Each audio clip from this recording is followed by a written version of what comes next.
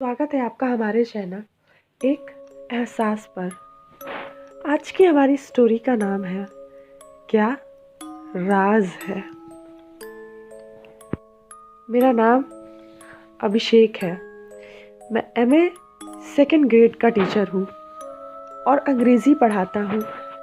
एक दिन जब मैं ऑफिस में बैठकर अपने स्टूडेंट्स की कॉपियाँ चेक कर रहा था, तब मेरे पास एक पत्र आया जिस पर लिखा था कि आपका ट्रांसफ़र पिशाचीन गांव में हो गया है। मुझे यह सब अजीब लगा कि मेरा ट्रांसफ़र कैसे हो गया। मैंने इसके बारे में शिकायत की तो कमेटी ने बताया उस गांव के टीचर का देहांत हो गया है और वहाँ एक अंग्रेज़ी टीचर की ज़रूरत है, इसलिए तुम्हें वहाँ जाना ही होगा। मैं सोच रहा था कि मैं यहाँ ठीक तो था, ये बकवास है, अब मुझे इतना दूर उस गांव में जाना होगा। मैंने उस गांव का नाम पहले कभी नहीं सुना था। कैसा अजीब नाम था, पिशाचीन। खैर, अब क्या कर सकते थे, जाना तो था ही। मैंने अपना सामान बांधा। उस समय मैं बैचलर था। मैंने सोचा माँ बाप को कहाँ परेशान करना, खुद ही चला जाता हूँ। वैसे भी गांव में आधुनिक सुविधाएं कहाँ होती हैं, तो माँ बाप को शहर में ही रहने देता हूँ और अकेले ही चला जाता हूँ गांव में। स्कूल में सबने मुझे फेयरवेल दिया। सच बताऊँ तो मेरा जाने का बिल्कुल मन नहीं था, पर क्या करूँ, जाना तो था ही। मैं अगले दिन सुबह 8 बजे से गांव के लिए रवाना हो गया। कुछ घंटे में मैं वहाँ पहुँच गया, पर गांव बस स्टेशन से बहुत दूर पहाड़ियों के बीच में था। साला अब एक और नई मुसीबत। अब यह सामान को कैसे ले जाऊं? मुझे एक घोड़ा गाड़ी वाला दिखा। मैंने उससे कहा कि ए भाई, पिशाचीन गांव चलोगे? वो मेरे शक्ल को ऐसे देखने लगा, ऊपर से लेके नीचे तक बहुत गौर से उसने दोबारा देखा। उसने कहा, साहब इस गांव में क्या काम पड़ गया आपको? मैंने कहा, तुम्हें चलना है या नहीं? साहब, ले जाने में तो कोई दिक्कत नहीं, पर क्या आपको नहीं लगता कि ये गांव अजीब है? मैंने पूछा, क्यों भाई, इस गांव में क्या भूत चुड़ैल रहते हैं क्या? अरे नहीं साहब, हंसते हुए गाड़ी वाला बोला कि साहब, गांव का नाम पर गौर किया? मेरा मतलब पिशाचीन। मैंने कहा, क्यों भाई, इस नाम में क्या दिक्कत है? नहीं साहब, हमें तो बस सलाह दे रहे थे कि तनिक सतर्क रहिएगा। मैंने कहा, ठीक है, तुम अपनी बकवास बंद करो और अब चलो, ठीक है ना? कुछ एक आध घंटे में गांव पहुंच गया। उस घोड़ा गाड़ी वाले को मैंने पैसे दिए और उस स्कूल की तरफ चल दिया। बड़ा ही अजीब गांव था, बिल्कुल सुनसान। अरे सब कहाँ चले गए हैं भाई, ये सोचते हुए मैं चल रहा था।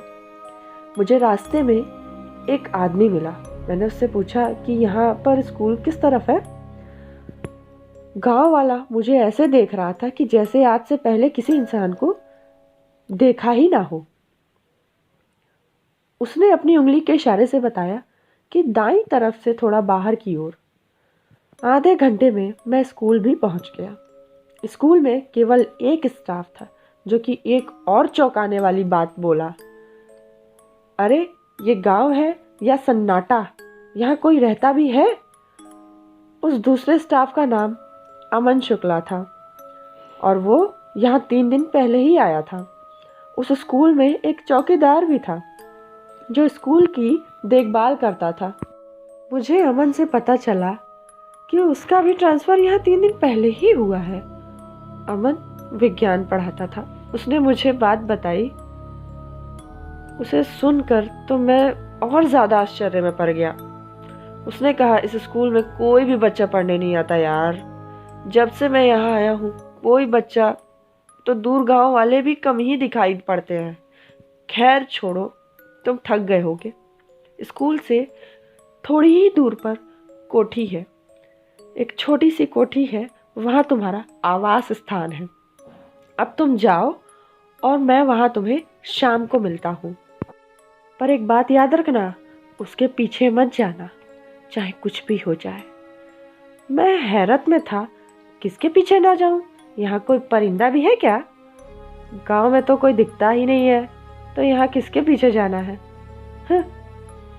परिंदा नहीं है, जो भी है बस बोलता है, मेरे पीछे आओ, मेरे पीछे आओ। उसके बाद तुम कहाँ गए किसी को नहीं पता। मैं ये सुनकर डर गया। अमन हंसते हुए बोला, अरे डर गए का, हम तो तनिक मजाक कर ही रहे थे तुमसे। ऐसा तो यहाँ चौकीदार बोलता है। तुम चिंता ना करो, आराम करो यार, शाम को मिलते हैं। मैं कोठी तक पहुंचा। कोठी बहुत ही पुरानी थी और ऐसा लगता था कि मानो कई सालों से यहाँ कोई नहीं रुका है। मैं अंदर गया तो देखा कि एक खाट, एक अलमारी और एक किचन था। टॉयलेट कोठी से बाहर की ओर था। उस समय शाम के 4:30 बजे थे। मैं बहुत थका हुआ था, तो मैंने कमरे की हालत पर ज़्यादा ध्यान नहीं दिया। थोड़ा सा खटिया को ठीक किया और सो गया। मैं खुद को गांव के बाहर पाता हूँ। चारों तरफ अंधेरा था, कुछ धुंधला धुंधला दिखाई दे रहा था। मुझे एक आदमी दिखाई दिया। उसने एक बड़ा सा काले रंग का कोट पहन रखा था। मैं उसका चेहरा तो साफ नहीं देख पा रहा था, पर गांव से बाहर एक पहाड़ी की ओर ही जा रहा था। मैं उसके पास गया और बोला, भाई साहब, ये गांव में कोई नहीं है क्या? सब कहाँ चले गए हैं? उस आदमी ने कहा, मेरे पीछे आओ, मैं बताता हूँ कि सब कहाँ है। और वो आगे जाने लगा। मुझे पता नहीं क्या हुआ जो मैं उसके पीछे पीछे जाने लगा। पहाड़ी पर एक बड़ा सा महल बना हुआ था। वो आदमी महल में चला गया। मैं भी उसके पीछे पीछे चल रहा था। मैं महल के दरवाजे के पास ही रुका कि मुझे याद आया कि अमन ने कुछ कहा था, और यहाँ महल कहाँ से आ गया।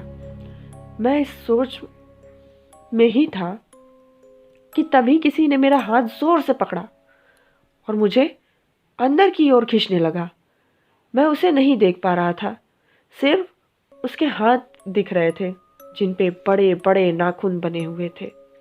आसमान से बिजली कड़क रही थी।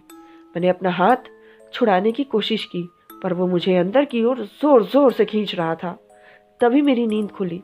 सामने अमन था, वो मुझे उठा रहा था। उसने कहा कि क्या हुआ भाई, तेरे चेहरे के तोते कैसे उड़ गए हैं? कोई भूत तो नहीं देख लिया? मैंने जोर से सांस ली। उससे भी भयानक। आगे की स्टोरी नेक्स्ट पार्ट में जानेंगे। तब तक के लिए आप चैनल को लाइक करिए, सब्सक्राइब करिए और शेयर करिए।